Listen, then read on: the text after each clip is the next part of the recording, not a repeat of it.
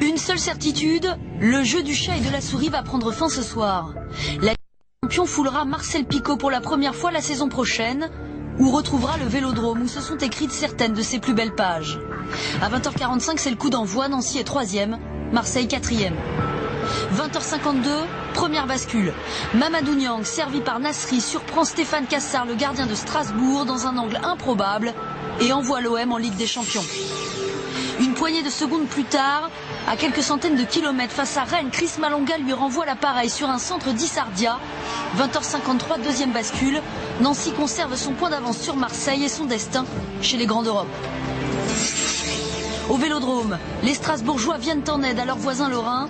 20h56, Fanchon profite d'une mauvaise sortie de Steve Mandanda pour égaliser et asseoir un peu plus l'avance nancéenne. Moins de 10 minutes plus tard, Gamero double la mise. Les Marseillais se seraient-ils vus trop beau, trop vite? Ou serait-ce plutôt les supporters nancéens qui déploient au même instant à Marcel Picaud une banderole sans équivoque? 21h17, premier avertissement pour ces mêmes supporters. Stéphane Mbia, esselé dans la surface adverse, prend ses adversaires de court et de haut et trompe Brasigliano de la tête.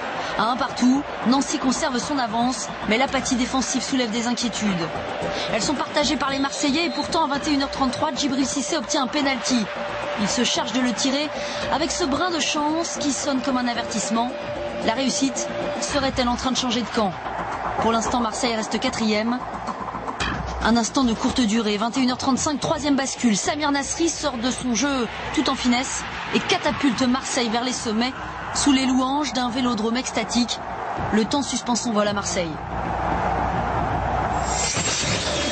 21h48, non contents d'apprendre le retour des Marseillais dans leur vestiaire, les Nancéens ratent le leur à l'entame de la deuxième mi-temps. Pagis reprend un centre de Chérou, Rennes prend l'avantage 2-1.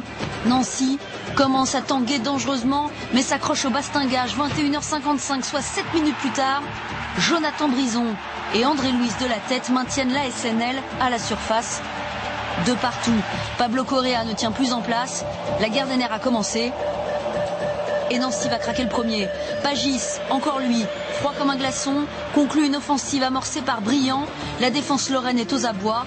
En redonnant l'avantage aux Bretons 3-2 à l'heure de jeu, Pagis à lui tout seul assomme une équipe, un staff, un stade.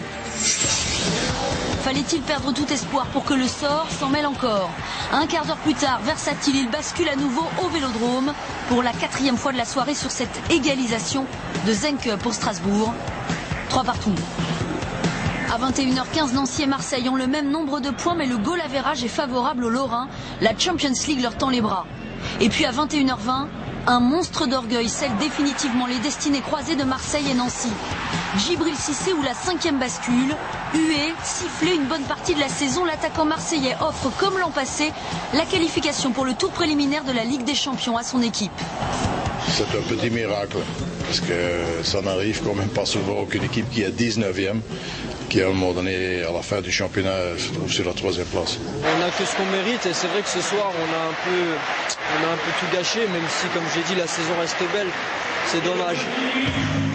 Dommage pour Nancy dont la régularité n'aura pas été récompensée. Miraculeux pour Marseille et pour Éric Guéret qui a redonné un souffle et une âme à son équipe. Un souffle, une âme, 2 armes indispensables en Ligue des Champions.